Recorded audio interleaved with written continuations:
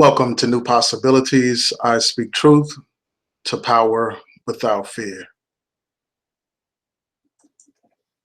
I'm going to wait a few minutes to get started.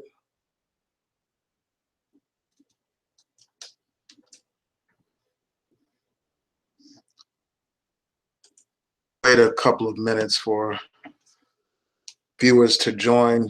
This hangout is kind of late, so I wouldn't be surprised if there are just a few people to join. Spend some time talking about this Korryn Gaines matter because it's very important, and there have been some developments in the case. So I'm just going to wait a few minutes for people to join the call. I see I have very few people watching right now. Give it a couple of minutes and then I'm just going to proceed how many people are watching the hangout. I just wanted to get some things off my mind with respect to this Korryn Gaines tragedy. So I'm going to get started. And as many people know, in Baltimore County, a young African-American woman was killed by the police. Apparently, the police came to her home. They say that she had some outstanding warrants for some minor violations. And she was also charged with first and second degree assault and some other minor charges dealing with traffic violations. She had a court date back in March and she failed to appear for that court date. And for that reason, the police came to her home to arrest her. Now, the original report said that the police knocked on the door and that she did not answer. They waited around for a few minutes and they knew that someone was in the premises because they could hear noise inside of the premises. They could hear people moving around in the premises. So the police, according to news reports, went to the rental office and they obtained the key to the door to the apartment or to her home, and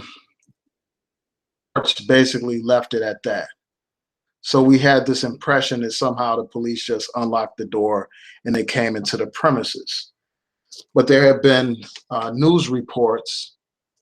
There's an article in the Baltimore Sun that says that when the police went to open the door, they noticed that an interior chain was on the door. So they had to kick in the door. I just wonder why that wasn't included in the initial reports about this situation.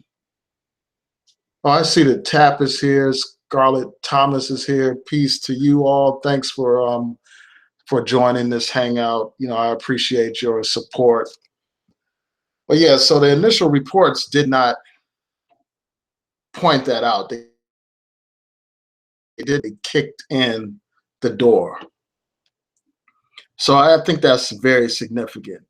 And also, there has been a development about the police. They have decided not to release the name of the officer who shot and killed Korryn Gaines.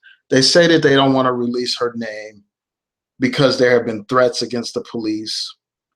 And they also cited the examples of police officers being killed in Dallas and Baton Rouge.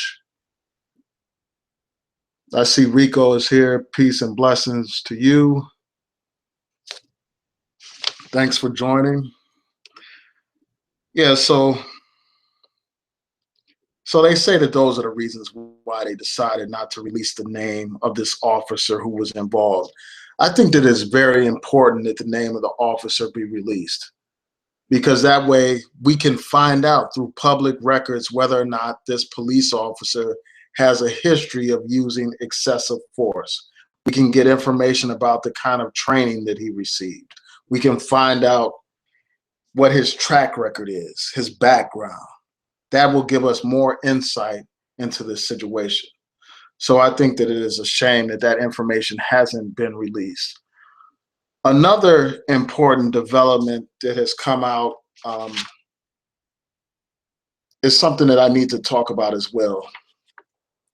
According to a couple of articles that I came across during Korryn Gaines' interaction with the police, I think it was back in March when she was arrested, she had some kind of physical altercation with the police. And according to her, that caused her to have a miscarriage.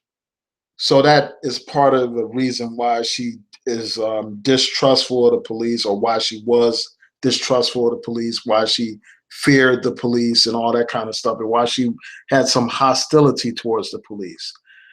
In the description box to this stream, you'll see articles about all the things that I have mentioned. And the most significant development that I want to talk about is the interview that her son did on video. Apparently, one of his relatives, I think it was his aunt, yes, if I'm not mistaken, his aunt videotaped him. And this is a 5-year-old boy who was shot. And right now, we don't know for sure who shot him. But he actually tells us in the video that the police shot him. It's significant. That's important information. When I watched that video of him telling his account of the situation, it really moved me. You know, it really enraged me, because that could be my son, that could be your son, that could be your little brother, your family member. And, you know, I identify with him. So, you know, the fact that this little boy went through such a, you know, experienced such a horrific situation where his mother is killed in front of him and where he is actually injured. And according to him, again, he says that the police shot him as he was trying to run away. He said that, you know, he confirmed in his account that the police kicked in the door. He says that he was sitting next to his mother, and the police, he said that the police did not want him or his mother to enter other rooms of the house or anything like that. And also, he says that his mother told the police to back off. That the police began shooting, according to him. And then he says that the police saw him run, and then he was shot in the arm. This is real troubling. You know, the fact that the police would shoot a little boy who's running, a little defenseless boy. You know, I doubt that she shot her own son. Evidence at all that she shot her son. The media would have put that information all out there for everybody to consume. You would know that right away, because that's the first thing that the police try to do when these incidents occur.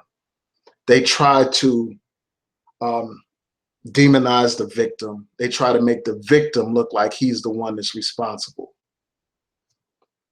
That's what they try to do. Yeah, I mean, it broke my heart. I mean, I agree, Tap. Like, when I saw that little boy, like, just sitting in that bed, you know, talking about his experience. And I think that as a kid, like, he's unable to mentally digest exactly what happened to him. And it's just a real tragic situation. Now he doesn't have a mother anymore. He's injured by the police, a little child injured by the police. Yeah, I mean, Caribbean Freddie is asking, do I actually believe that the cops shot a kid? Yes, I believe the cops shot a kid. That's not, like, surprising for me, especially in light of what happened to Tamir Rice, a 12-year-old boy in Cleveland, Ohio. The police see him playing with a toy gun, and they arrive on the scene. And within seconds, they shoot a 12-year-old boy to death. And when we look at the history and the brutality in this society, I mean, it's not surprising that the police would shoot a boy. Now, I don't know if they intentionally tried to shoot him, but according to the boy's account, he says that they shot him when they saw him running. But we don't know exactly what happened. None of us were there. But I do wonder, about a lot of things dealing with this case. First of all, there was a policy in Baltimore County that was recently implemented requiring those officers to wear body cameras. So I wonder why they didn't have body cameras. And then also I saw an article about the officer who's pictured inside of the house. He actually has, a, according to these articles, they say that he may have had a camera on his helmet. And the pictures look like he actually had a camera on his helmet, but I don't know with certainty. But that raises serious questions. Why didn't they have cameras? And if they did have cameras, why hasn't the video been released to the public? What are they trying to hide?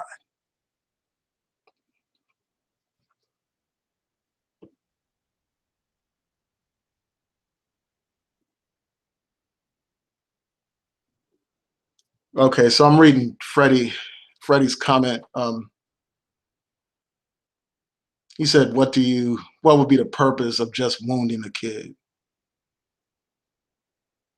And then he said, I mean, if you are that evil, why not just go the extra mile? I mean, they may have intended to kill him. We don't know. We don't know. They may have intended to kill him, but he was blessed to not be fatally injured.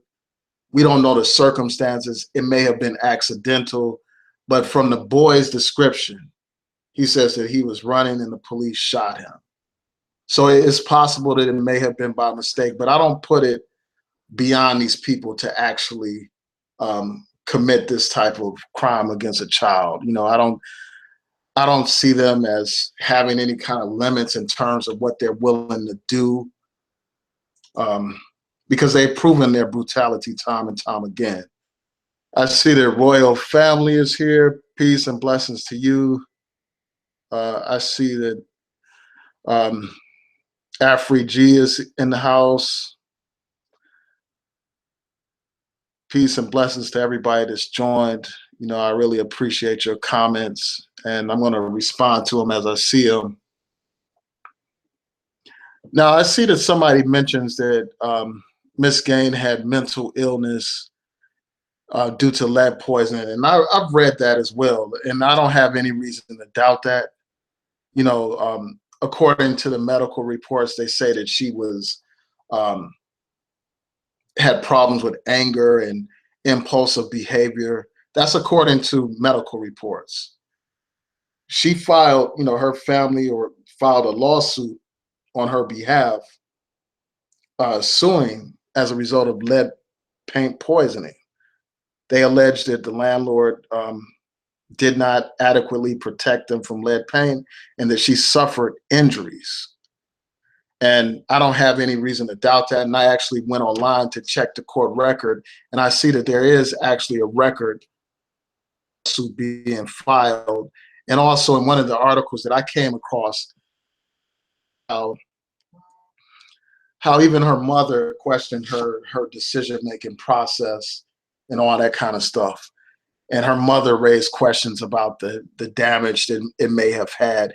And then when you look at her interactions with the police, like during that police stop, there are indications that she may have been impulsive. Her behavior did not make any kind of rational sense due to the lead poisoning and the damage that it had on her. That's what I believe.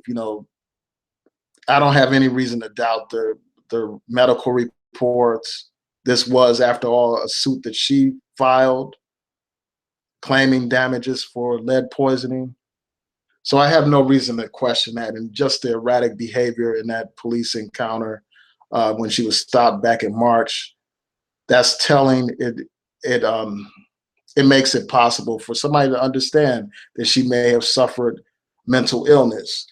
And we know that these police, they're supposed to be trained to deal with all kinds of people with disabilities, people who are erratic, they're trained to de-escalate situations, at least in theory.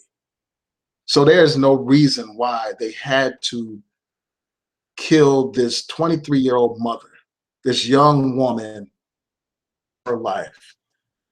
And as many people have cited, there have been plenty of situations where white people have been armed with assault rifles and all kinds of weaponry, and the police handled these white people with kid gloves. If we look at those standoffs involving Cliven Bundy's followers, and his son actually had a standoff somewhere else with against federal agents, and they had automatic weapons pointed at these federal agents. And for the most part, the law enforcement authorities exercised a great restraint. They didn't go in there guns blazing and all that kind of stuff. And this situation that we're talking about involving Korryn Gaines was not any kind of terrorist situation. It wasn't any kind of hostage situation. It wasn't any kind of situation that could not have been de-escalated. It wasn't a situation where they could not have waited the situation out. So this woman didn't have to die. That's the bottom line. And it's a shame that something like this would happen. You know, that a little boy would end up injured, shot, and in the hospital.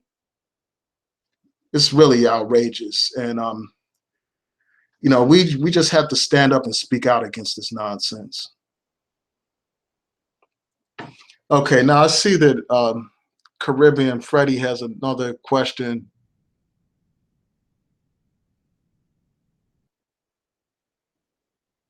Yeah, he talks about like how the cameras are expensive and all that kind of stuff. And yeah, I mean, it's an expense, but it's a worthy expense. But even with cameras, I mean, that's not a guarantee. And then that brings me back to another point about this whole issue. You know, the fact that you know, that they actually deactivated social media. And as I said in my first video about this subject, I mean, that raises a lot of suspicion for me. Social media has become like a tool to hold these police in check, or to at the very least, monitor what the police do. And the fact that they basically shut off her social media, they cut off her access to the public. They cut off, you know, the possibility of her being able to capture what was happening live, would be able to have evidence of this crime that was committed, evidence of this brutality. They probably may have wanted to prevent a situation like what happened with Philando Castile, how his girlfriend was able to capture the minutes after the shooting. And then there have been other situations where shootings have been captured, like the situation where Walter Scott was shot in the back. I mean, they probably wanted to clamp down on the information so that there was limited information available to the public. That's probably motivation, even though they claim that the reason why they did it is because people were essentially encouraging her to resist the police. Like her followers or her supporters were encouraging her to resist the police. And that's one thing that I want to just touch on for a second. And that's how, like, you have all these people online that will gas somebody up and, you know, hype them up to do things. But yet these same people, they hide behind fake avatars. They don't show their real images and stuff like that. They talk all this Black Power revolution, but that's all they do is talk. And then when somebody actually tries to do what these people encourage them to do, these same people that encourage them to do this stuff, they are nowhere to be found. They're nowhere to be found when the sister is being buried in the ground 6 feet under. They're nowhere to be found when the little boy needs money to live, to sustain himself, to support the family. So, I mean, that's just one thing that I thought about as I was hearing about this story. I see that TR 5003 is in the house. Peace to you.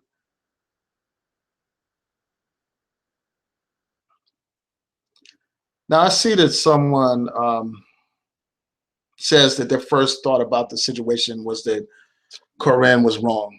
And, they say that that was their honest opinion about the situation. And I understand why somebody would say that. And that's going to bring me to my next subject that I want to talk about. I mean, I can understand why somebody would say that, like if they didn't know like the condition that she suffered from. Because at one point when she stopped over some minor traffic violation, for having no license plates and no tags and all that kind of stuff, she gets so upset to the point where she's actually telling them that she's not going to leave her car and she's, they're going to have to murder her and all this and that.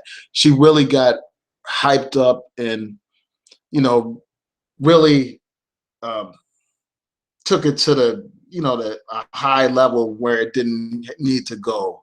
I mean, to the point where she was willing to die over some traffic violation. And that just, to me, just seems like another of the kinds of damage that she suffered as a result of lead poisoning.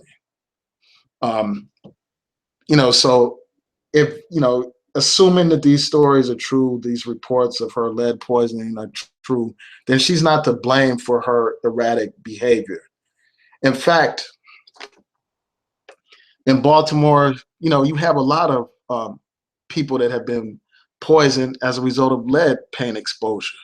You have people that live in dilapidated properties owned by people that don't live in the community, owned by people who are non-Black. And that's just another manifestation of racism. It's another manifestation of um, environmental racism, where you have disproportionate numbers of Black people exposed to these toxic substances like lead. These landlords, these slumlords who are exploiting the community. And then this lead poisoning has all kinds of consequences. It affects the crime rate in the community. And unfortunately, we have a situation like this where because someone has been exposed to this poison, it affects their judgment. And in fact, if you look at that video of her encountering the police back in March, she talks all of this stuff about how she's ready to die and this and that. And she actually encourages her 5-year-old son to fight the police. So it's obvious that her judgment was not the best of judgment at that point. But she's not to blame, as I said before, because of her lead poisoning. But that does raise serious questions. And that brings me to the point that I wanted to talk about as well. And that's this point about Black men blaming Korryn Gaines for her own death, her own murder. I saw a couple of videos. In the description box, you'll see a link to a video where you have this guy basically going off on Black men, saying that Black men are quick to defend a Black person, a Black man who's been a victim of police brutality, but they're not quick to do the same when it's a Black woman. And then this guy goes on to talk about how they're not quick to do the same when it involves like some transsexual or some gay person or whatever. So he makes all those arguments. And he basically makes the point that to come up with excuses to justify police brutality, or they're quick to just ignore situations of police brutality when it involves a woman. And I thought about that for a minute. First of all, like I've noticed that a lot of Black men have been defending Korryn Gaines, and they have been demanding justice for that sister. Black men who have done that. In fact, most of the Black men that are in my circle, in my circle on Facebook, my colleagues and friends and associates, most of them have been calling this out. Like they have been demanding justice for this young Black woman who was killed by these police. And it's clear to me that they do care about Black women. They do say the names of the Black women who have been victims of police brutality. They don't just deal with police brutality when it's a black man involved. They, speak out against police brutality consistently and constantly. But you do have some black men who are so eager for any opportunity to attack black women. They are eager to lash out and bash black women. So you have a lot of these guys on YouTube dogging this woman. And I've just heard of a few videos. I didn't even bother to watch them or anything like that. But you'll also notice that some of these guys that do this, they do the same thing when it's a black man.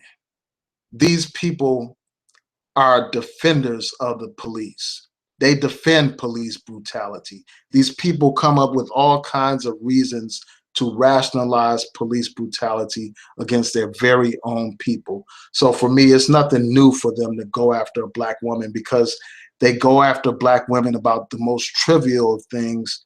So of course, these fools are going to attack a black woman in this situation. And if they attack black people in general, when these situations occur, of course, they're going to attack black women.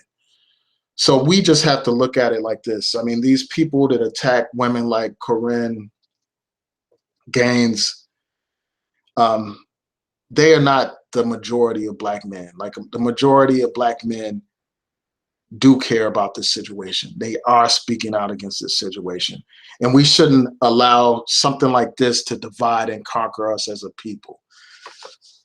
A while ago, I saw a video on Facebook by this woman named Aisha B. And I recently saw a YouTube video where somebody had reposted her video, and they were basically celebrating this woman, saying that this is the kind of person that they want to see emerge. And this black woman, Aisha B, was basically saying that she's not marching for black men anymore. She doesn't, she's not going to be out there rallying in a case of police brutality. And she basically said that because she said black men don't care about black women. Black men don't rally when black women are killed by the police.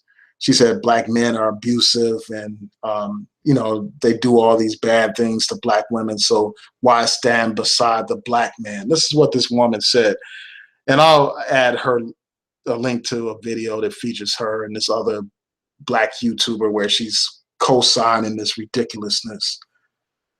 The fact of the matter is, we have to get out of the habit of collectively punishing ourselves and our own people.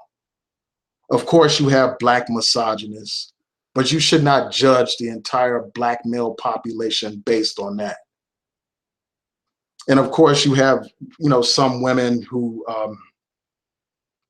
they may not be the best of mothers or may have bad decision making, but you can't judge all black women based on that.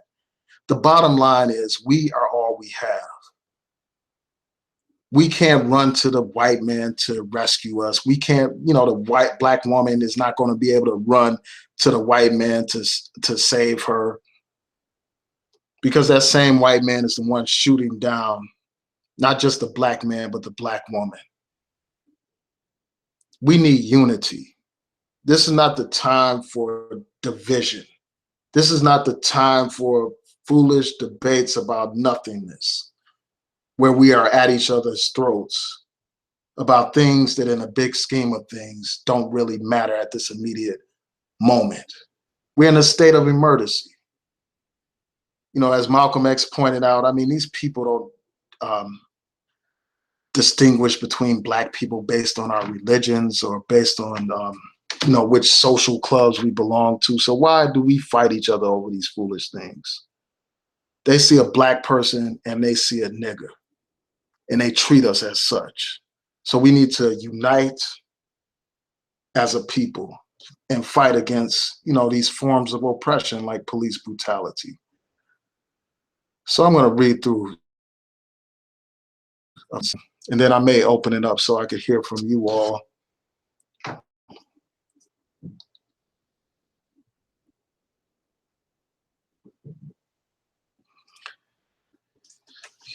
Yeah, I see that Freddie is saying that the police had no way of knowing that she was mentally ill.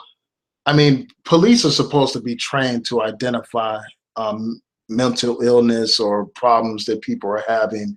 They're supposed to be able to identify that.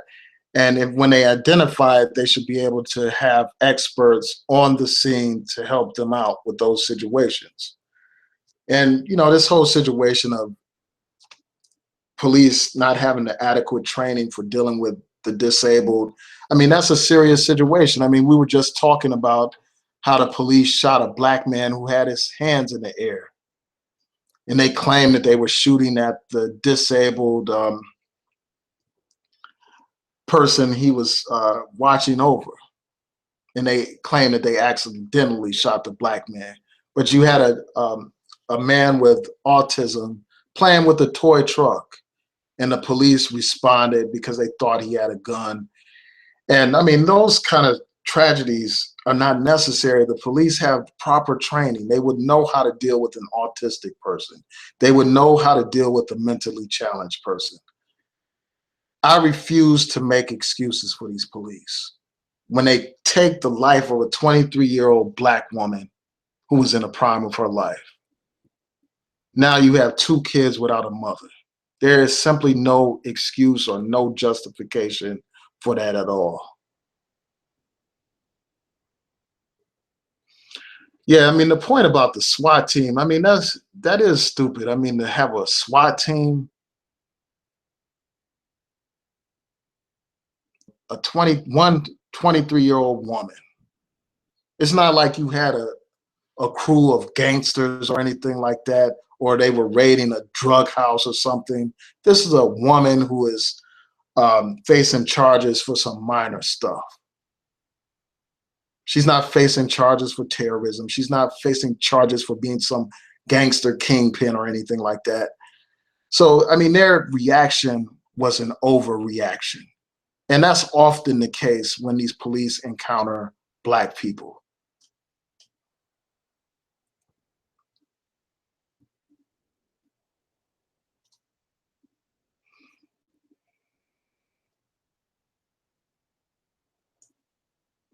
Yeah, they tried. I mean, they did try to negotiate.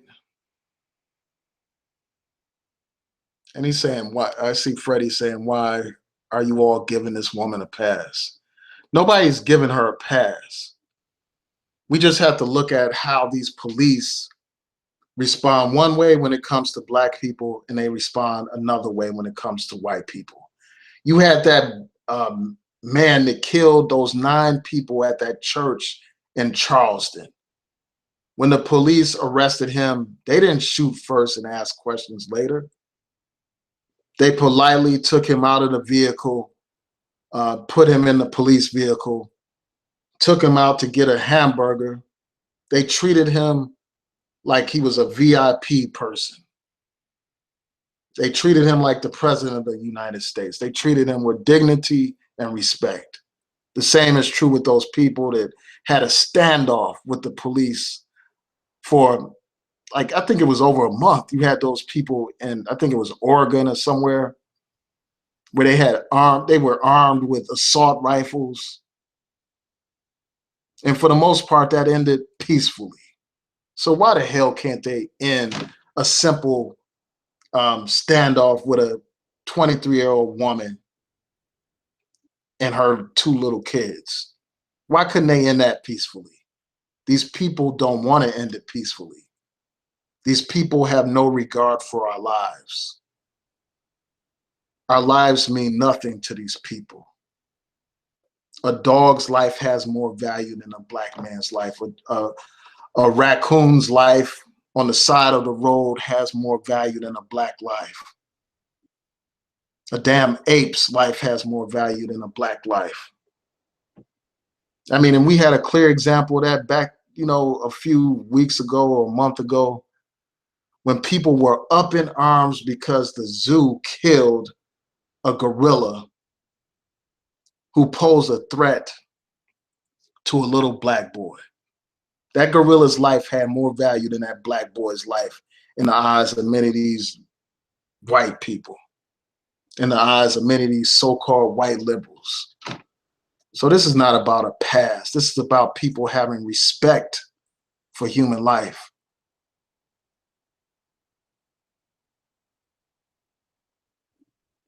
Yeah, so that's all I'm going to say about that. I'm not going to keep going back and forth with Freddie about this. I think I made my point.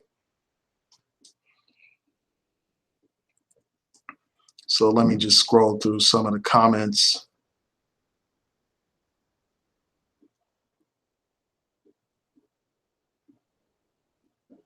Yeah, I mean, that's a good point, Dapper Dan. I mean, why couldn't they subdue a 115-pound woman? I mean, there's no explanation as to why that couldn't be the case.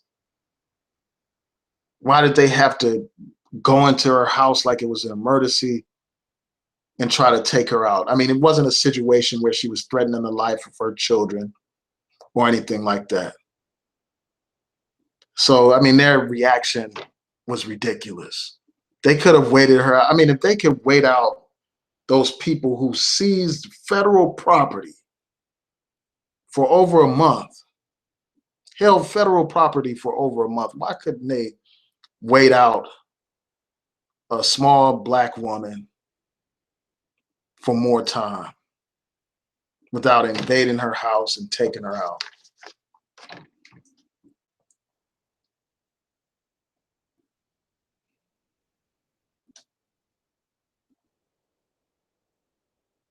And I see Freddie's talking about the police are not psychiatrists, but the police are supposed to be trained to deal with people like this.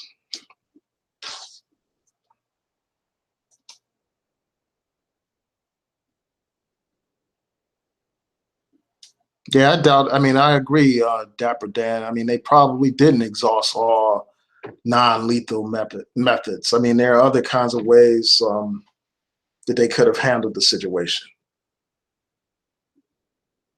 All that time they spent negotiating against those people who actually pointed guns at federal agents. I mean, why couldn't they take time to negotiate this? You have a video on YouTube where there's a test done by one of these gun rights groups. The test involves two people who are walking out in public with automatic weapons. You have one person that's a white guy, and then you have another one who's black. The white guy, when the police see him, they just have a casual conversation with this guy. They're asking him why he has the weapon and all that kind of stuff. Big deal. They see a black guy carrying the same weapon, and the police pull over to the side of the road like it's an emergency, and they point their guns at this black man and command him to get on the ground and to put his gun to the side. That's how they treat the black man. These people view black people as inherently dangerous. They are fearful of black people. They view us as criminals. And this programming runs deep in their minds.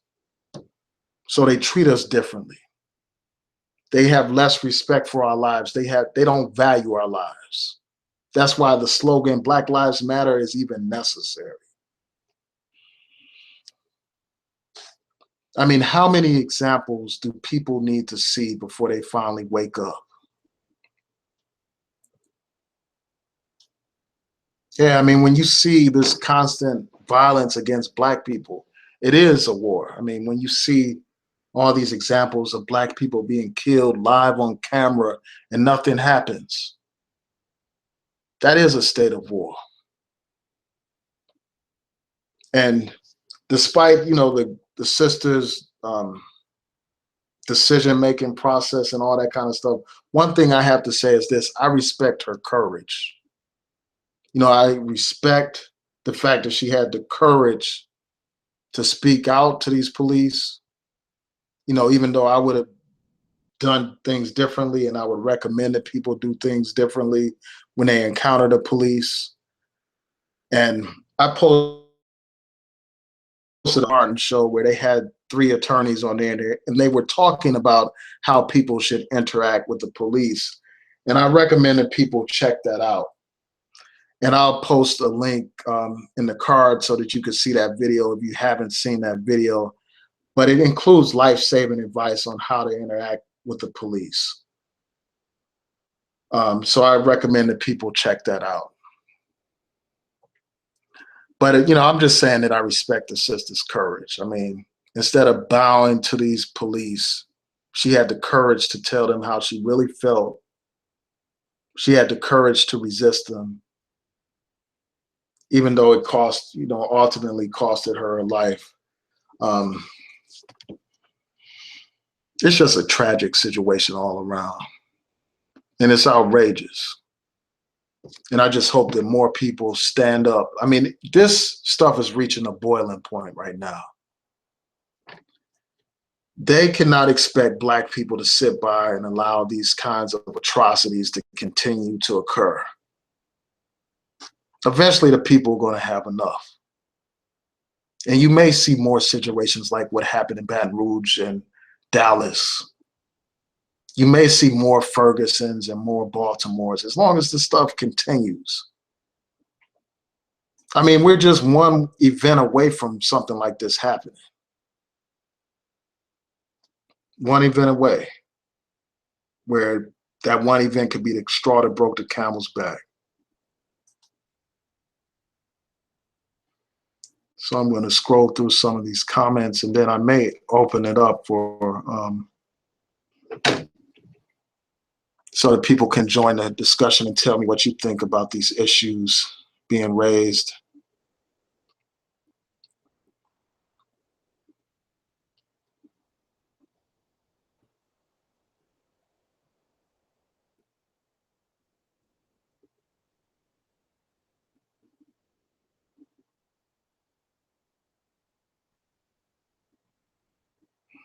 Just bear with me a second.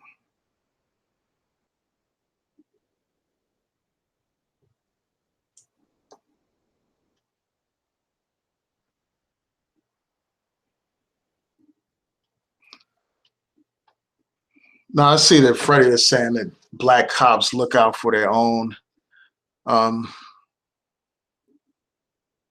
Yeah, I mean, I don't think so. I mean, often you actually have Black police that participate in the brutality of our people, because often even Black people have been programmed to fear and hate their own. Even Black people have a white supremacist mind state often, especially in these kind of roles as a police officer and stuff. I mean, if you look at the situation of Freddie Gray here in Baltimore, there were Black officers involved in that. If you look at the killing of Sean Bell in New York, there were Black officers involved in that situation. So I don't think that Black officers are necessarily looking out for the good of the community. Of course, there are exceptions to the rule and stuff like that, and there are, some good officers, but as an institution, the police discriminate against Black people. The police harass Black people. They disproportionately target Black people. They kill Black people in disproportionate numbers. And as I cited over and over, Black men make up like 6% of the population in the United States, but they make up like 40% of the unarmed people killed by the police. So there's something wrong with the policing system, the police structure.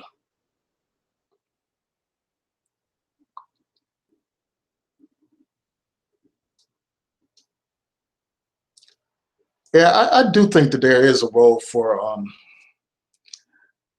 for demonstrations and rallies. I just think that they have to be far more militant than what they are right now. And I think that there are examples like some of the demonstrations that Black Lives Matter has been involved in, where they actually engage in acts of civil disobedience, where they obstruct traffic, where they interrupt business by demonstrating at businesses during holiday seasons. Those are the types of action that you need. You need confrontational, aggressive, militant, civil disobedience, not these civil rights performances where the white man basically gives you a permit to march.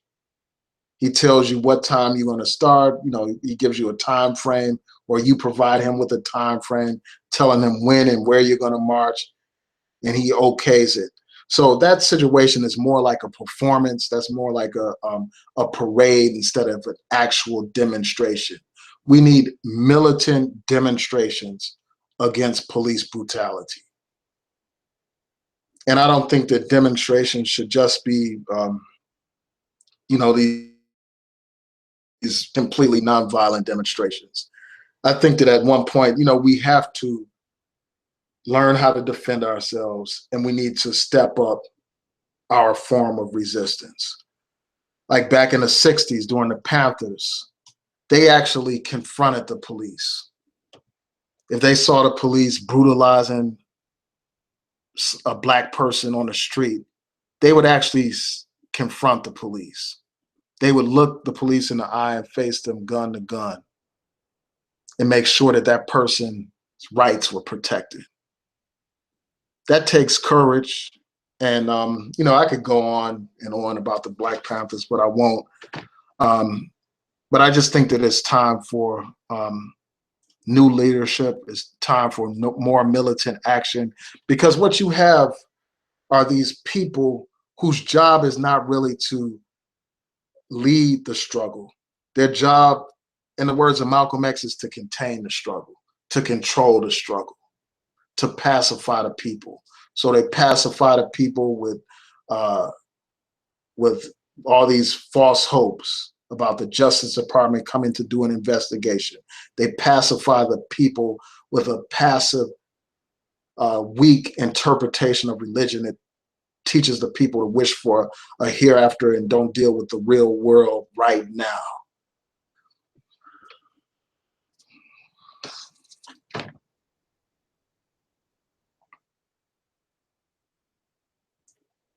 Yeah, I mean, that's a good point, TR5, about good cops. I mean, I just wonder, like I've said in these videos before, like I wonder where are these good cops? Because often what you see is a police union of police defending these people who have committed atrocities against our community. They defend them, they finance them, they raise money for these people. And I'm like, where are the good cops who could have intervened to stop the violence from occurring? Where are the good cops that could have checked that officer before he entered Korryn Gaines' home? Where are the police to say, well, hey, you need to chill. It's not that serious. We can wait this out further. Where are those police to intervene? Where are the police to have intervened when Freddie Gray was put in that van? Where are the police to say, well, you know, these good police to say, well, put on the seatbelt, make sure he's secure? Where were the good police to say, well, he's asked for medical attention, let's take him to the hospital right away? Where are these good police? You know, there may be individuals that are doing good in the community, but as a collective, the police are problematic, to say the least, in our communities.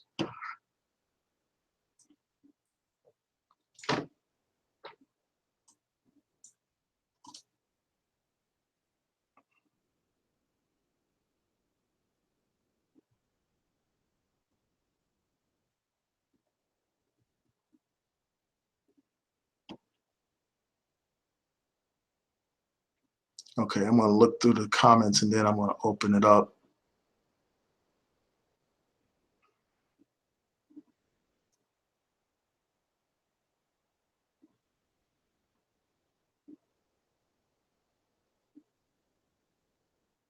Yeah, I see TR5 asked a good question. He said, how can we come together and fight against police brutality?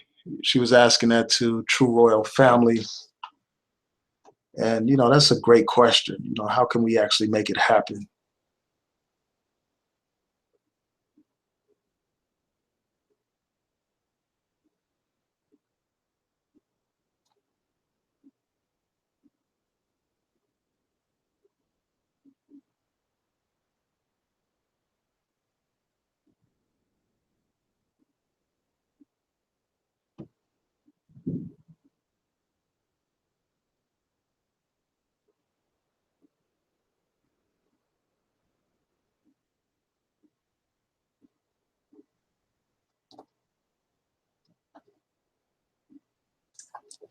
Yeah, I saw. I see. So fresh, so clean said that the KKK joined the police force, and I saw a couple of reports about,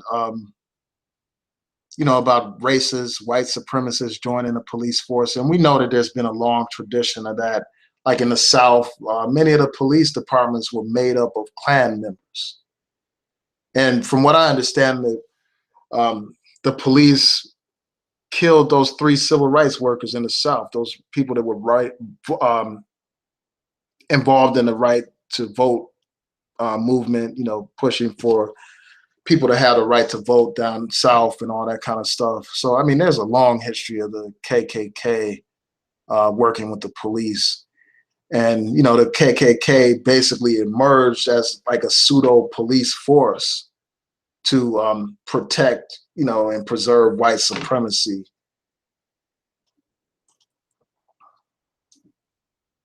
And I see a couple of people mentioned Hidden Colors, and I saw that about a week ago or so, and I may do a whole stream just talking about that. Um, I want to know what you all thought about Hidden Colors as well.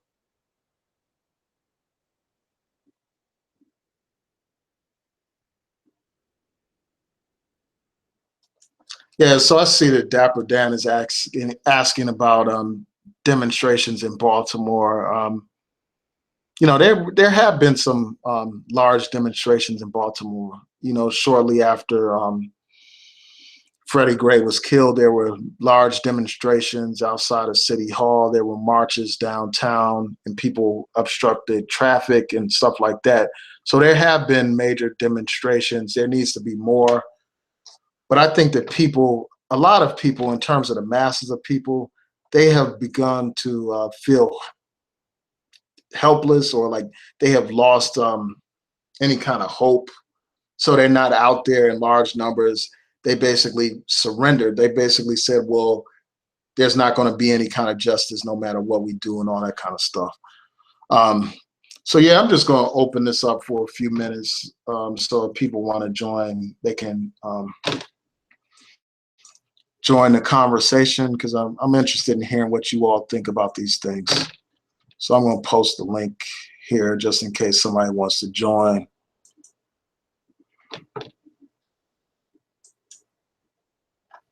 I'll wait a few minutes. And also, while I wait, I just want to talk about something. A while ago, I saw a video that Rashid For You posted about Tariq Nasheed, and some comments that he made about Black women and dating mixed race women and all that kind of stuff. I may do a whole hangout just talking about that. Hello? Just talking about, hello? Wait a minute. Get the volume down. Excuse me for that.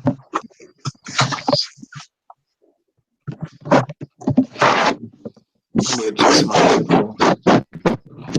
Oh, okay, I can hear you well. Oh, I lost it.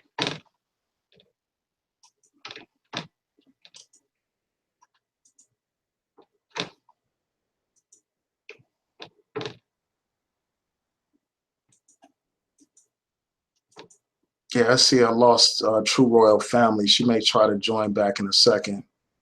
So I'll wait. Oh, there she is. Hello, can you hear me? Yeah, I'm here. Can you hear me? I can hear you good, yeah. All right. Great, Okay, thanks great. for joining. So tell me what you think about all this stuff. I didn't get a chance to see your video. I saw it as you posted on this subject. Yeah, I did 2 videos. But the video I did today is when Korryn's son was talking, and he actually told what the cops actually did. He said that they had shot the young man. The little soldier said that the cops had shot at him. Right. And the thing is, my royal family, what we have to realize is these cops are professionals. And what I keep seeing is they don't take a professional approach to anything. They always, they're acting on their emotions. And I have grown up in white neighborhoods, watching white people act a complete fool. I have seen them be very controlled in their behavior and tolerate their behavior. And with us, there is zero tolerance.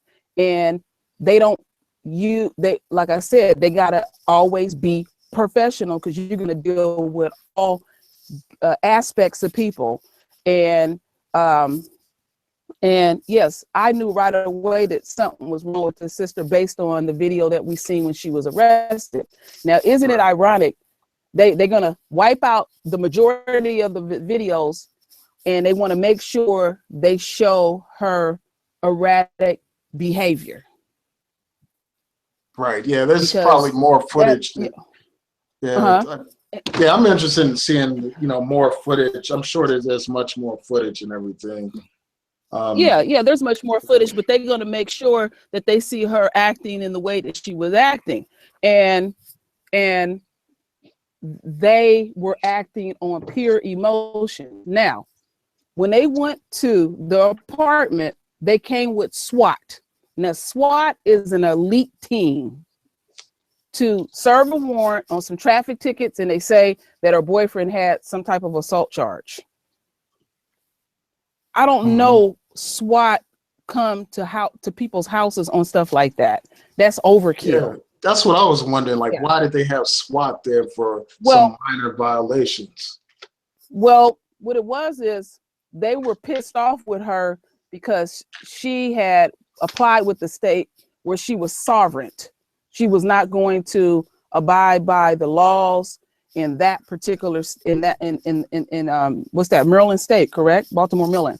Right. So she was sovereign, and so she was already marked because the encounters that they had with her, pulling her over, acting belligerent with the police, then at the police station, then they get a hard on for you and say, we don't like this particular person. And when they mark your ass, that's your ass. That's your ass. And they lied. And we all know that they lied. And the thing that's ironic is whatever the media, and I'm just talking about our own, tell us, and I'm not saying all, the ones that are against their own people, they go for it and stuff. So this is my attitude, because we are in a full-fledged war. I take the same attitude like my enemy. I take the same attitude like them. I'm not going to, I'm going to defend her at all costs, because they defend their own at all costs. Right. See, excuse me. So you mentioned that she lied about, you said that they lied. You said that they lied. What do you say they lied about?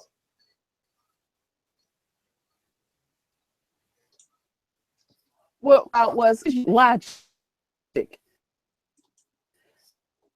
They said that they went to the apartment, the door with a key. They go that play with people. They're not gonna be sitting up there knock knock. They're gonna kick your fucking door in. They don't play like that. The child said that they kicked the door in. Yeah, and that's what I was saying earlier. Like what they said that they just used the key at first, and then it comes out later in this report that they actually used the key, but there was a chain on the door when they tried to open it, and then they kicked the door in. So, they didn't tell us the full story. There's so much more information that's probably going to come out, and it's just a shame that there's no video What evidence. I did was, I didn't even go by what they said. I just used logic. And it's a lot of us, Freddie, that use logic. And I'm talking about somebody here in your box that's not using their own logic, your own thinking. And the reason why I'm very animated and pissed about this, because I'm tired of seeing our royal family members killed. And this is the second child that I've seen be shot and not be shot, but yeah, this child was shot, but the brother that got shot a couple of weeks ago, there was a 4-year-old in the back seat.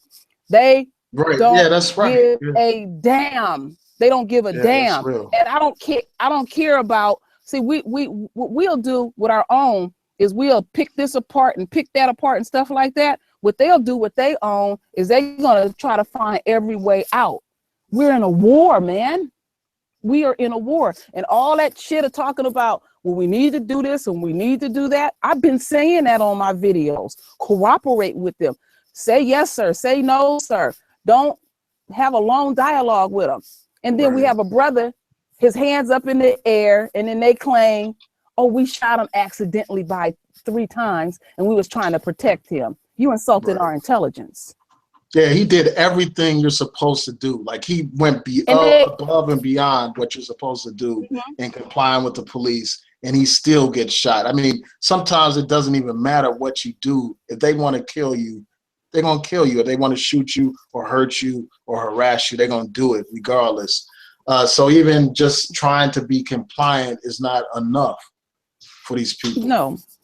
And it's a very scary thing, because what I was saying on one of my videos, I said, if they pull you over, tell you to go reach in your glove compartment, just calmly say, officer, would you please go in my glove compartment, do this and that. I'm not going to move my hands. I'm going to fully comply with you, officer. And I've been telling people that, and that just blew me back after I seen that. I said, damn, well, what do you do at that point? Yeah, and then he was on the ground. He was on the ground. He had his hands in the air. He was compliant. He was telling them he doesn't have a weapon. And they didn't tell him to do that. He knew. Yeah, they didn't tell. He just did it on his own, right? Yeah, he did it on his own. And still, nobody has an answer for that. Nobody has an answer for that. So you got a brother that's complying, and then you got a sister that is. You could tell something is going on when she started talking about, y'all gonna kidnap my car, you're gonna kidnap my baby. I would be thinking in my mind, because remember, you are the professional. You deal with a lot of different type of people every day. Something is going on, and then they have to have some type of accountability in this. Not to just they the first thing they want to throw, more training, this, that. No, I'm not going for none of that. None of that. And then another thing is, one of the questions was asked, I forget what the sister's name is. She was, it's like, how can we have a better relationship with the cops? Why is it, first and foremost, why is it that Black folks have to have a better relationship with the cops and not other races? Why is it always us? Because we are a target. So the only thing at this point that we have to do, we have to totally 100% separate from them. That is it, and that is all. Because nothing is working. Nothing is working. Yeah, I hear that a lot. Like, I hear a lot of people talking about that, but it's like, rarely do I see like people actually trying to implement something like that. Like, they talk about separation, but they still live in America. Like, we still live in this country. We still are governed by the laws of this country. We still have to deal with the law enforcement in this country. Yeah. But it's so ridiculous. The stuff got so ridiculous. I live in an all-white neighborhood. My husband can go outside right now and start polishing up his trucks. And somebody in this neighborhood can say, oh, we seen something suspicious. And he could be in his own driveway and get shot. Right. Yeah, that reminds me of what happened to that professor, Henry Louis Gates. Like, he was at his own house trying to enter his own house. And the people reported him to the police, and they said he was trying to break in a house. And the police got there, and they harassed him and arrested him and all that good stuff. So, yeah, I mean, I know exactly what you're talking about. Like, and then, the situation of Trayvon Martin, he's walking through his father's neighborhood, and this guy, George Zimmerman, says he sees somebody suspicious because he's in I guess it's a mixed neighborhood, but there are less Black people there.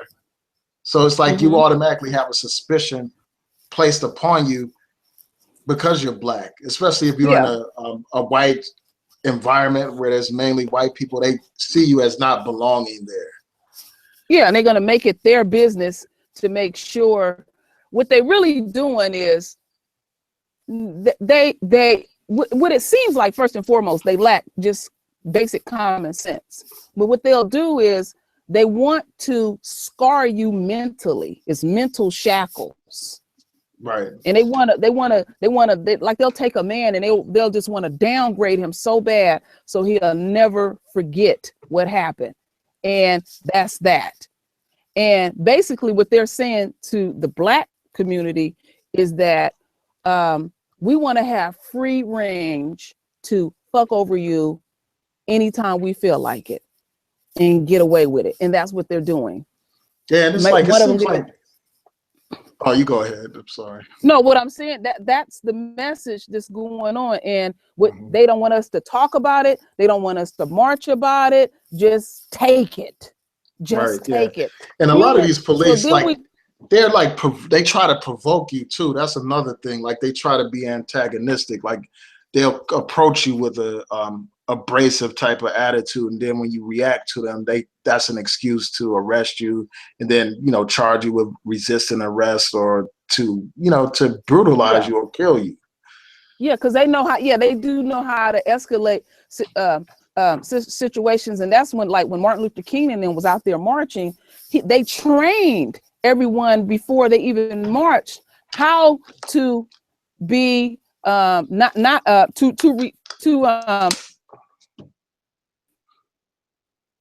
Uh-oh, I think I lost you. look at the footage.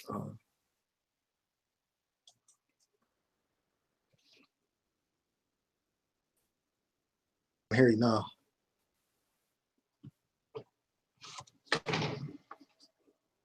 Can you hear me on True Royal Family?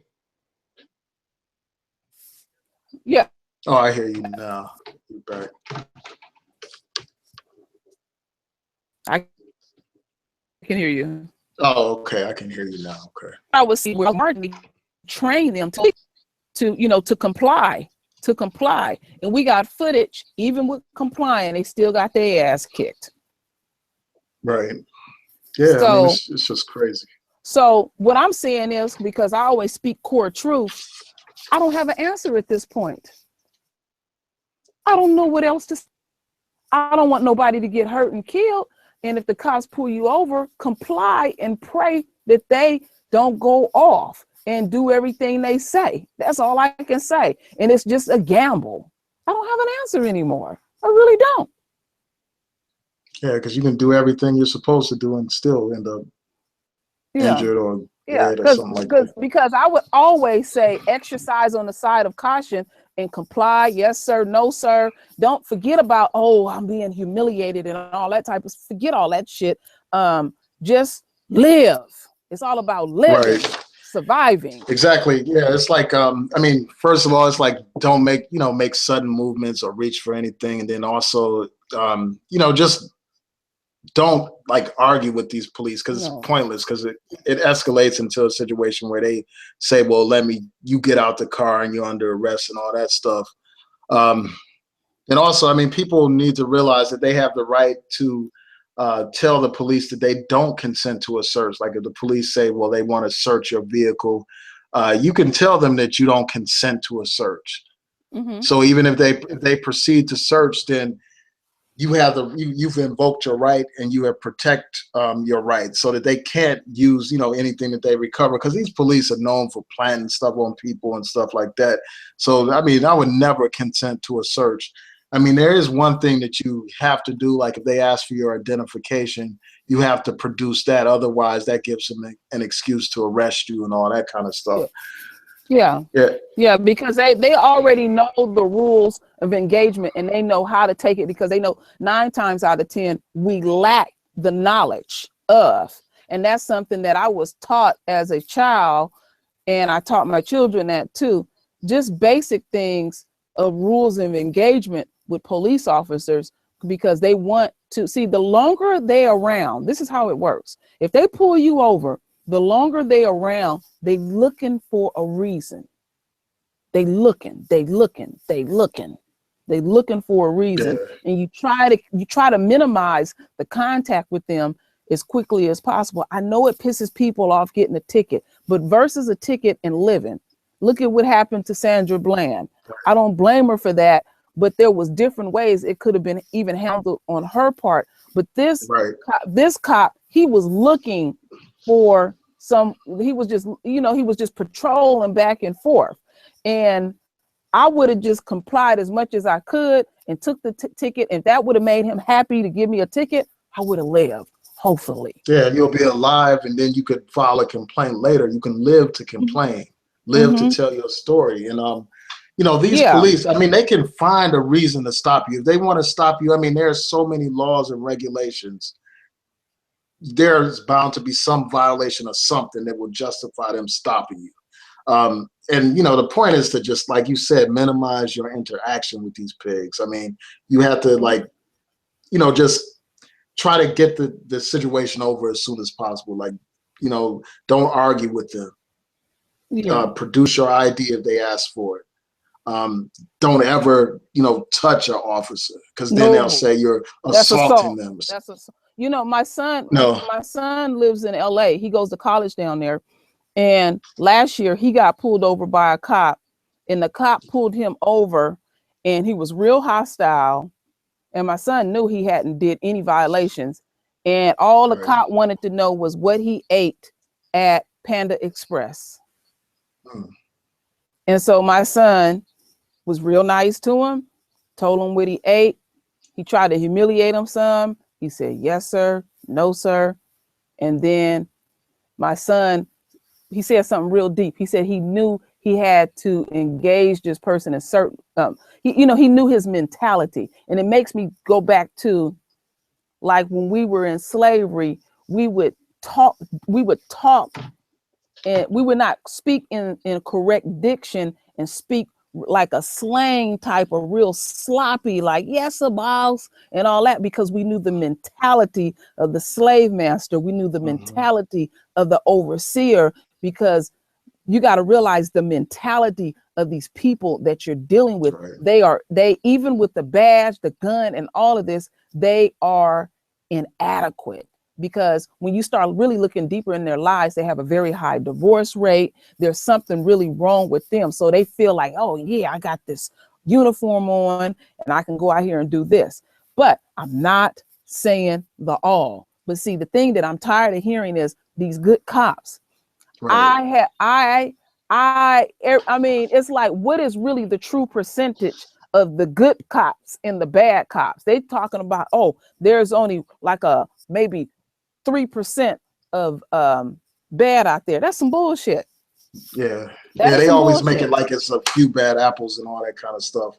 When the whole, I mean, when most of it is rotten, like the whole system is rotten and stuff, man. It's like, you know, it's just they try to minimize the problem, and then they think that they can brush over the problem by having these like cookouts with the community or giving hugs to people and all that kind of stuff. That doesn't stop the Tamir Rice situations or the Freddie Grays and all these other countless victims of police brutality.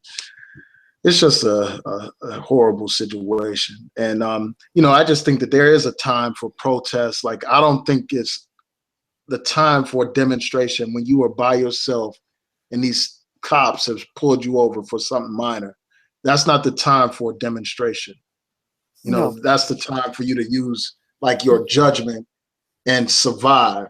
And then at that point, place a complaint. It's like when we are as a collective, like in large numbers and all that kind of stuff, that's the time for a demonstration. That's the time to deal with the police and stand up to the police. But when you're isolated by yourself and these people have a badge and they have the color of law behind them where they can Correct. justify killing you, we know how this criminal justice system works. I mean, these police regularly get away with killing Black people. All they have to do is say some magic words, say, I fear for my life. This person was reaching for my gun. They plant guns on people all the time. They plant evidence. They lie all the time. So, yeah, I mean, it's just, you got to use sound judgment when dealing with these cops. See, another thing that's going on right now too is the cops. Everything, their foundation has been shaken. They have been getting away with this literally for centuries. Right. And you got to realize how their foundation has been set. And now Big Brother is watching you and they don't like it. And it shows their behavior, even though they continue to get away with it, it still don't look good. Because I just seen a video the other day, was a Black cop. He had pulled somebody over and he wasn't doing anything bad at all. and it was a brother across the street filming him, and it pissed him off. And I mean, that brother went over there in a rage, and the brother said, I was just filming you. And and so what they is like, damn, they watching us, and stuff like that. Because you got to realize their institution, they have been able to get away with this for a long time. So they're very erratic. They don't know how to act right now, because it's like, oh my goodness, I've been able to get away with this so long, and now everybody's watching me. Well, I'm gonna do it anyway, you know? Right, yeah. You know, it's the type of thing. So it's an adjustment even for them. Yeah, and they're even complaining about, they're actually complaining now about not being able to police because they're fearful of being sued and all that kind of stuff, or fearful of Black Lives Matter demonstrators and all that kind of stuff. And you know, it's just good that they feel like they are in check to some degree, like, you know, that the public can monitor them. You know what they were saying? The very thing that they were saying about Black Lives Matter is the same thing that they said about Martin Luther King and his movement. Right. The exact same thing. Come on.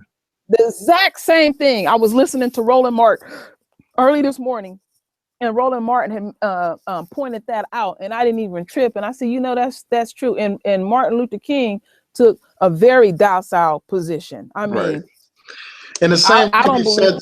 Yeah, the same can be said for Black Lives Matter too. Like, they're not the most militant group and stuff like that. They're not like calling for like self-defense or armed struggle or anything like that. They're advocating nonviolence and all that kind of stuff. And people still try to paint them as some terrorist group or whatever. And it's not working, because they're irritated with them. They're an irritant to them. So they want to make them out of something that they are not. And it ain't, and people not going along with it. Because if you really look at who's out there, I was even shocked. It's not just Black folks. It's all kind of races out here. Because people are sick of the system. People are sick of the lies.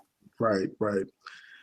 Yeah, and that's something else. Like, I mean, this whole thing, like, you know, just reminds me like a photo that I saw, like, you know, it's like a meme on Facebook that I've seen, like, where they show Malcolm X in a casket and they show Martin Luther King. Like, they say that they had different approaches, but they ultimately were taken out by the system and stuff like that. They were ultimately viewed as targets by the system. And, you know, that just makes it clear that we're all viewed as targets, regardless of what kind of approach that we have. Like, if we are fighting against racism and white supremacy, we're a target. And we just have to look at things like that. And if we are targeted as a community, then why not organize and unite as a community against a common problem, a common enemy? You know? Yeah, that's true. That's true. And but the thing is, I just want to let people know there's not always an answer. And I think a lot of people are not willing to even own up to that. That's why I said what I said earlier, because the sister had asked me that question. And if I don't have an answer, I don't have an answer. And I don't think people are willing to even say that. I am very baffled at this point. The only thing I can see at this point is that the whole force just needs to be completely demolished from the top all the way down to the bottom and built back up. That's the only thing I can see. But the thing is, they always focusing on the Black community. They don't focus on other communities. And then another thing that we really, really, really, really need to do, we really need to make them feel this on an economical level. Big time. Because and I've been saying, as much as I respect Minister Louis Farrakhan when he had the Justice or Else last year, I took it a step further. I said we should make it a way of life, not just during the holidays. You don't do no buying. Buy as little as possible. Buy Black owned as possible. You got to just make this a way of life, because that is the only thing that this country will bow down to is our dollars. Our dollars. We still have a trump card in this, and when we start not patronizing all these places, I know people need certain essentials, but where the market start feeling this, we're going to have to stop being so weak to this system and let them know, hey, y'all disrespecting us too damn much. We're not patronizing these big stores. We're not doing this. We're not doing that. And just start pulling back on certain things and come together to our own and everything. Because like I said, some stuff I'm just at a loss at. But my king, is just, we are really in a full-fledged war. Right. Really Yeah, I agree that we need to have some kind of economic boycott and stuff. I just think that it really needs to be focused, and we need to follow models that have worked.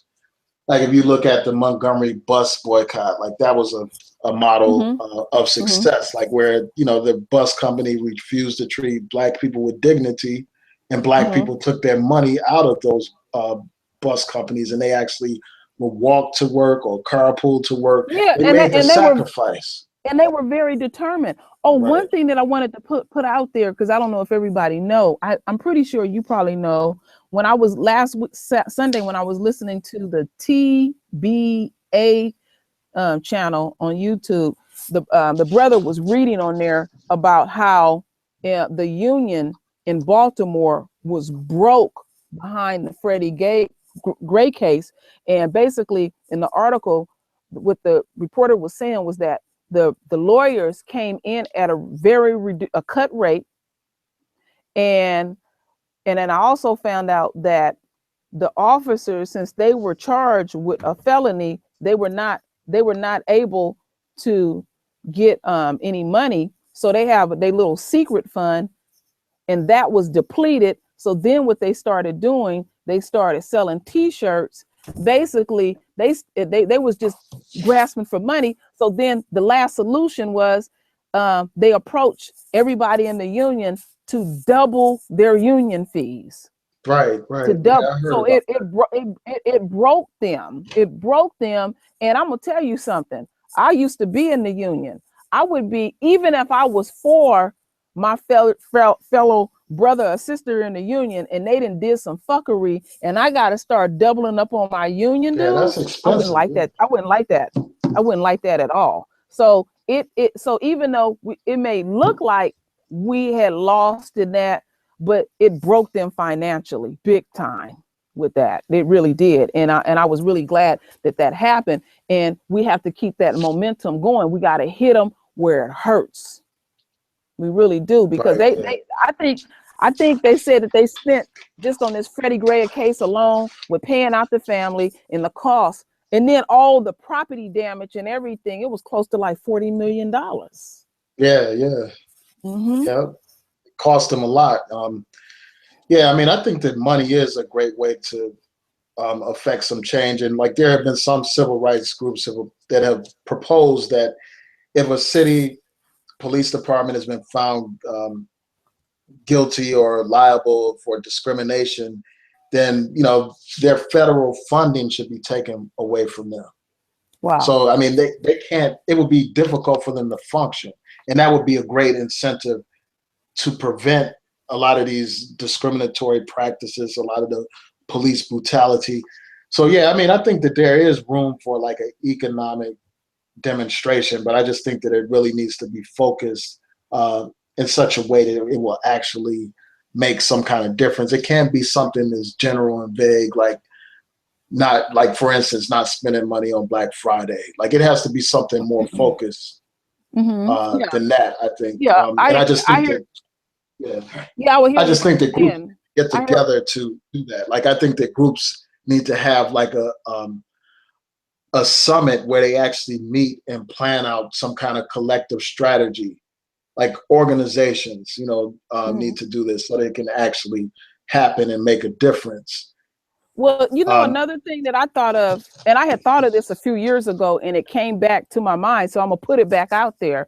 What we also need for ourselves, since we keep encountering these folks, and because they've been talking about the Bank Black movement, or the Blackout Coalition, about putting our monies in Black banks. Also, what we need is the Black family community we need our own defense fund. throughout the United States. And literally, when I planned it out in my head about 5 or 6 years ago, and this defense fund would be as little as $20 a month for each Black individual.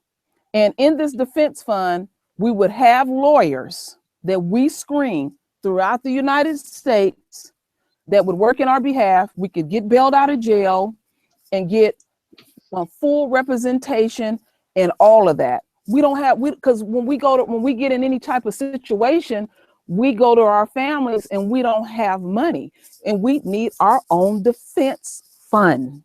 We really do. Right. Yeah, I agree with that. Mm-hmm. Yeah. So, wow. Man. It's just amazing. But as usual, Mr. Possibilities, I always thank you for giving me an opportunity to put my voice out there on YouTube to come up with my solutions. And if I was rude in any kind of way, forgive me, because I got kind of heated. I got kind of heated in your box because of the fuckery I was in. Mm-hmm. Oh no, it's no problem. You know, I like to let that, you know, the chat room just be free. You know, people express themselves. Yeah, it's popping in there. It's popping in there. Yeah, because Freddie was saying some crazy stuff. Freddie. Yeah, he makes me think of when I went to see Superfly when I was a child. Freddie is dead. They got a song out for you, Freddie. You know, I'm passionate about our royal family, and I don't like seeing us. It's like this. I don't entertain foolishness. I'm not telling us to be foolish or anything like that. And I got sense enough to know that we do foolish things and things like that. But I'm not entertaining those type of things. But it's a hurting thing when you're out here putting your voice out, telling people to do the right things, and then they continue to do the wrong things. It's like, y'all not trying to work with us at all. And then you want to say that we're not doing that. And I hear a lot of brothers like yourself out here putting out these positive messages and stuff. They're not gonna go to people like you. They rather go to some little toothless dude on Channel 2 News. Yeah, we're gonna go out here and do blah blah blah blah. So they're not they're not genuine on their part, because they're monitoring what we're saying and stuff. They hear that we're talking about solutions. They don't like us talking like this. They rather for us to talk real ratchet. Hey, go out there, kill them, shoot them, and do all that kind of stuff. That's stupid. We shouldn't be out going out there man for man trying to go out there and shoot these people. We're gonna have to think this thing through, you know. So what do you think about? Let me ask you something. Like, I was talking about it at the beginning. Like, I was talking about how I saw a couple of videos where a woman was basically saying that Black men don't care if a Black woman is a victim of police brutality, but yet Black men expect Black women to demonstrate when a Black man is killed by the police. And this woman basically said, well, she's not going to demonstrate. She's not going to march for Black men. She's not going to protest when a Black man is killed by the police. Wow. And then you also had this other Black woman who basically took that video and posted it in her YouTube video, and she was basically co-signing this woman and celebrating her as some kind of model for Black women to follow. What do you think about that? Well, first and foremost, what the sisters have to realize is that mainly our Black men are being targeted in the streets. So naturally, yes, we were out there marching for the Black men that have been getting killed up. And it's really an adjustment for all of us to start seeing the women get killed up. This is unusual to us. This is not the norm. This is not the norm. We was out there normally protecting the Black men. And I have heard of many a brother on a number of YouTube channels saying, hey, we got to come down here and organize. We got to do this and that. And I would say this, because it was a couple of sisters killed up here in the Bay Area. They did not get the full support like the Black guys got, like the Black men got. But I didn't get angry about it, because I was looking at it's unusual. It is unusual. And yeah, we should be out there marching for all of us. But with that said, I don't have time to entertain two bitter black bitches. That's the only way I can put it, because all that is holding us back. We in a war. And in a war, I don't have time to be tapping you on the shoulder talking about, well, I'm angry about this, and you got your gun pointed at the enemy. You're gonna get shot. Some people not getting it. Those type of people, I eliminate them immediately. If y'all want to be over there angry with your jaws tight and all that type of stuff like that, now if we want to talk about it, there's a way to do it. But just to X out our black men, I need you. I ain't gonna front. I need you. You know? Yeah. It's just crazy. We don't have time for all of that, and that's how the Black Panthers got infiltrated behind that shit where they got us women. And you got somebody tapping the women on the show with a black man, he ain't doing this and that. We didn't have the problems that we had with our black men. We didn't have time to deal with that right now. They was attacking the whole black family, and whatever we needed to deal with, we need to deal with that privately in-house. And the thing that we have to watch is these white folks. They will use us to get where they're going to get, and then they'll drop us like a hot potato. And that's what happened to a lot of these black women. They got used. The Black Panthers got infiltrated. The movement basically got infiltrated because it was a bunch of different movements and stuff. And then who benefited from the civil rights movement? White women. Everybody know it. White women. We got used. We got played. And sisters don't want to own that they got played. And see, the advantage that black men have over a black woman is because what this society does is they push a black man so far up in the corner, he don't get no work or nothing like that. A black woman disrespects him. So only thing he got left to do is observe the white man's behavior and observe the black woman's behavior. And she don't want to hear about her fuckery. She want to talk about his fuckery, but she don't want to hear about hers. Yeah, that's some real talk. So like you mentioned it in the Bay Area, that there was some incidents involving black women. How do you think that can be addressed? Like, how do we bring more attention to situations where women are victims of police brutality? And why do you think that, sometimes those situations don't receive the same level of attention? It's just the way that how it's put out in the media, and then is what we're lacking too in our community as well. First, we can't really even look at the media. To hell with them. We got to look at where we're lacking at, and we have to form groups in our community and say, basically, whoever is killed, it doesn't matter if it's a black man or a woman or a child. We just have to support the family. We just have to do it, simply do it. And we have to talk about those uncomfortable things that we have not addressed. That's it, and that's all. We just talk about it. But just to say I'm done with the black man and all that, this and that. No, I'm not done with no black man. I ain't gonna never be done with no black man. My father was black. My husband is black. My sons is black. I'm gonna be done with a black man. Yeah, I just don't get it. I don't understand like how these people can, like, you have the black men on one side that say, well, they're going on their own. I guess, what's the name of that movement? Black men on their own, or going their own way, or whatever, where they basically say, well, they're done with the black woman. And now you have this imitation black woman movement that has the same mentality. Wow. And it's like, where do you go if you abandon the black man or you abandon the black woman? I mean, all you're going to do is end up in the arms of your former slave master, your former oppressor, and your current day oppressor. And it's like, and all we have is each other. Yeah, that is. And that's another form of killing us off. And people don't realize it. They just think the killing off is just shooting us. And if one of us could hook up with another race and not produce black children and produce mixed children, that's another form of killing us off. Any way they can. They gonna shoot us. They gonna poison us. They gonna brainwash us. Whatever works in this war. They don't care what they use. Yeah, and those women are brainwashed.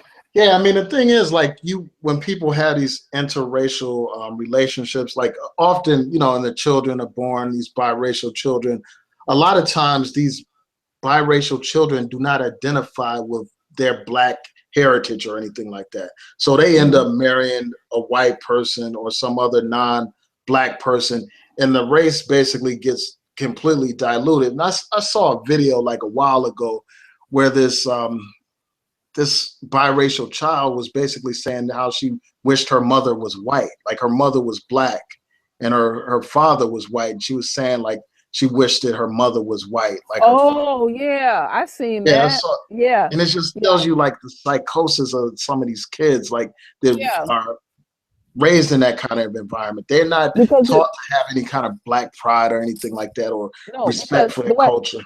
the way I call it as I see it, this society is not going to treat you biracial. If you look Black, they Exactly, gonna right. treat you Black, and they should not play with these kids and confuse these kids about that, because and that's where these kids get caught in this quagmire where they just lost, and then when they see how horrible this society is, naturally, yes, they're going to want to lean to the white side because they think that's going to be a softer cushion in everything, and then they get Yeah. rejected on both ends. So you really do the child a disservice. You really do. You really do. And there's just some things that um, people don't want to really deal with, and which I call core truth. And I'm ready to deal with core truth, like back to like you were talking about this gender thing Right. and this gender war. We just have to get in there and behind closed doors and just deal with it. We can deal with it. We some good rational people. We don't need them for anything. I'm telling you, if we all was gone off of this planet, do y'all realize they cannot make it without us? Mm. They can't make it without us. And then one more thing I want to add to this. What we are dealing with is this war that we are going through is all spiritual now, because the chosen ones, this is prophecy being fulfilled. The chosen ones would be killed, ridiculed, and despised. And there's nothing any of us can do to stop prophecy, because they despise the chosen ones. Mm. And I talked about that on my video this morning about what will happen to the chosen ones. And people can read up on this. So everything that is happening to us, this is what was supposed to happen. You can't stop prophecy. I know people don't want to believe it, but it's the truth. It's the truth. And we are the chosen ones. And they don't like it. They don't like it. Yeah, I see that Dapper Dan left a comment. He said that biracial is not Black. And then he goes on to say, don't summarize the Black identity on the premises of being rejected by whites only. And, I think that, I understand what he's saying, but for all intents and purposes, if someone is biracial, this society views them as Black. And and then just to keep it real with you, if you want me to really keep it real with you, everybody is Black. Even white folks is Black. If you want to really keep it real on a scientific level, everybody is Black. Ain't nobody is mixed. Everybody comes from us. Everybody. But right, nobody yeah, don't and want to I deal just, with that. They yeah, they yeah, want to be everything else but this and that. But that's if on a scientific level, and people are not going to deal with that. But for the sake of an argument, you can play them biracial games if you want to. This society, and it's the dominant society that's doing it. They reject biracial kids. They're stuck. And right, it's yeah, sad how they do them. It really is, because they're trying to choose, and it's a terrible thing to put them in. Because right. And I you just know think that, when you yeah, I just think that biracial, like, we can't afford to divide ourselves up into these categories and stuff like that. And, I just think that we need to have more unity among our people, like, instead of like dividing ourselves based on, our complexions and all that kind of stuff, or gender, or even people who are biracial dividing ourselves based on that. I think all that does is weaken us. We need to unite yeah, I agree. with Yeah, like-minded because people. The Yeah. sister was in here saying you can't fault them for being biracial. No, no, no. I don't. I personally don't fault them at all. I'm just talking about how this society is. That's just how they treat them. It's wrong. I don't agree Right. with it at all. It really is. It's wrong. Why these children just can't be? Why they cannot just develop a peaceful life? I mean, it's terrible. It's terrible. And that's not to say that in the Black community they treat biracial children bad too. They do it too. Let's speak core truth. It's on both ends. But the dominant society really make you feel it because Yeah, that's true. they hold the dollars. Yeah, so I see Lashid for you is in the chat room. Peace to you. Oh, yeah, Yeah, let's see. I Yeah. saw like her and LA have had some real good hangouts online, but it's like every time they had their hangouts, I'm at work. Like I'm so like hyped up. I really want to join the discussion, but it's like I'm in the middle of work, and I just wish they would time those at a different time, Yeah, at night or something. You know what? Maybe we need to have one of these good hangouts like on the weekend when people are off, like maybe a Yeah, Saturday night or something like that. And then have a real good one like that, you know, because people are working and everything. And then we can have a really good one, or maybe on a Sunday evening, or you know, somewhere like that where it can kind of, because usually people are off on the weekend and everything. That would be really yeah, nice because they because I have some love. like they have some real good discussions, and it's like either while I'm at work or real late at night when I'm going to sleep, you know, or asleep, you know. I'm like, wow, man, I wish I was a part of that discussion, you know. But Yeah, it's because great. I mean, they have some great exchanges, you know. Like they got into a real heated debate about religion and all that kind of stuff on there. Like Freddie and well, I think it was Lashid and this guy Chris. You know, they call pro-black Chris. They were going back and forth about religion.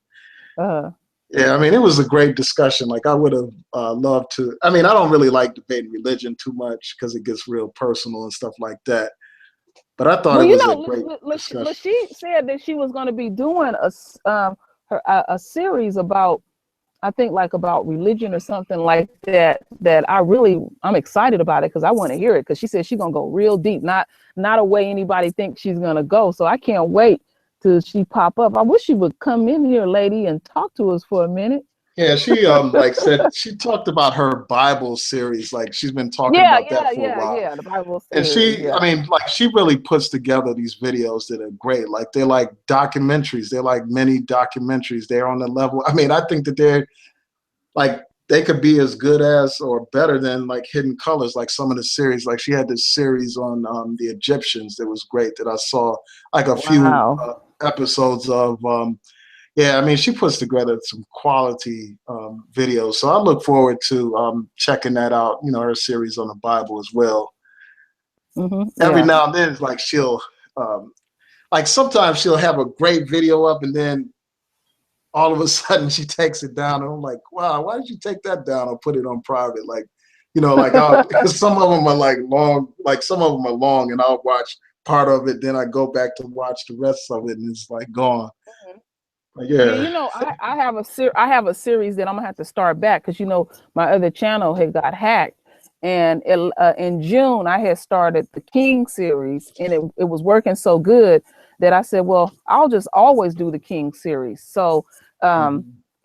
because I noticed in the month of June, that's where the disrespect start with Black men around Father's Day, and so I said I wanted to do something in honor of the Kings, and so I started, you know, talking about these different pharaohs, and then even Mhm. a couple of guys and women had even asked, could you do this one, could you do that person? And then I even got into the Black man's mental health, the Black man's health.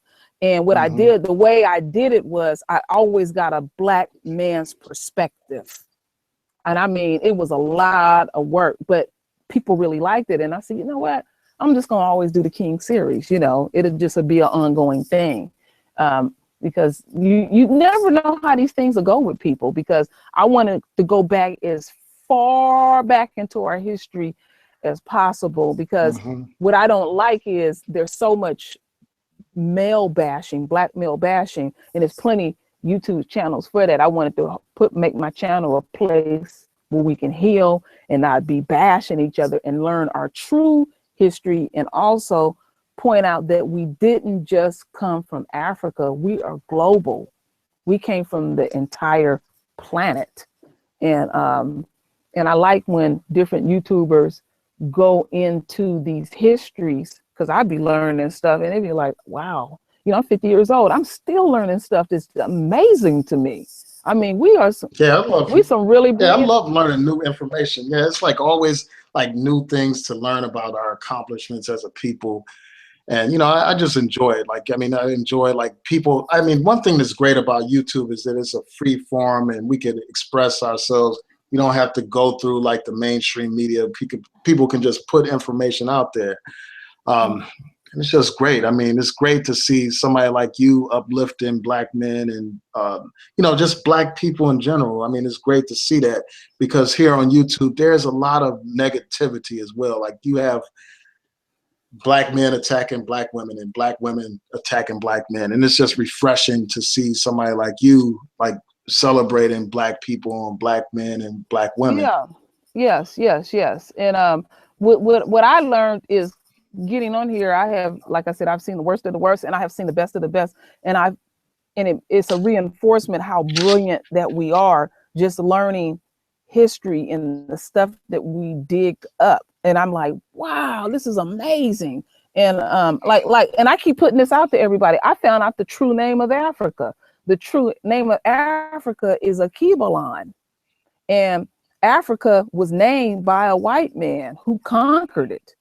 Yeah, I've heard that before. Like I've heard about people have said that Africa was named after a white man that conquered it. There are two conquerors. I think one is Leo Africanus or something like that, and they say that that's where Africa got its name from. But there's a noted scholar by the name of Runoko Rashidi who talks about how actually those conquerors were named after Africa instead of it being vice versa. And this is a noted scholar who's written all kinds of books about African history and stuff like that. So, you know, I'm just really interested in learning more information. And I have heard about Akibalan. Like I have heard that the continent was called Akibalan as well. There's just so much information, you know, for us to uncover. Yeah. And, because the next one I'm going to be doing is about, and I bought the book for my husband, is about the Black Vikings, who were the actual true Vikings. I have a whole book on it. I have found some videos on it. And I mean, it's amazing. It's amazing. And then I want to put out there to anyone, because I always put this out here every once in a while. I am highly dyslexic, folks. And anybody out there that suffers from any type of learning disability or anything, I encourage you, y'all can do your own videos. I misspell stuff. I get stuff twisted up, and I don't stop. I keep going, keep going with it. And I encourage people, don't let that stop you. Don't let it stop you. And I always ask people, if I get it screwed up, just correct me, because I want to learn. I don't want us to stop. I don't want us to stop, you know? So it's just the honor. This is how I'm taking YouTube. I've always felt lost and separated from my people, and it's like I feel like I'm meeting my family. You, my family. Lashida's my family. Mr. Superboy is my family. You know, it's like I'm getting my family back. Miss K is my family. I can just go on, and it's like, wow, it feels good. It's some good Black folks out here. You know, we can talk about all this horrible stuff, but there's really some good Black folks, and you'll separate them. You know, when you first jump into this YouTube thing, you deal with, you know, we all deal with these trolls, but eventually you'll weed them out, and and then the good ones arise to the top. So it's like, I would listen to you. I've been listening to you for a long time, and I'm like, wow, this brother, I like the way you speak and how you put your videos together and everything. And it's just like, I need that. I need my family. So yeah, it's just great, like being able to communicate with people all around the country about issues that affect our people. Yeah, I mean, it's just refreshing. I mean, it's really great. Yes, but yeah, I want to thank you for like joining the hangout and all that kind of stuff. Always, yeah, I'm always there to support you. Yeah, and I know the time difference is different, and I know it's getting very, very late for y'all. because I'm Oh California yeah, you're time. on the. Oh, okay. So it's like, what time is it there? Like. It's 9. It's almost 9 o'clock. Oh, okay, yeah. So yeah, you're just like in the middle of your night. Like it's really late. It's going on. Well, it's not that late. It's about 12 o'clock here. Okay. But yeah. All right. But thanks Well, again for joining. thank you, Mr. And I want to thank Possibility. everybody. Thank you. And I want to thank everybody in the chat room and everyone that watched. I really appreciate it. Peace and blessings, everybody.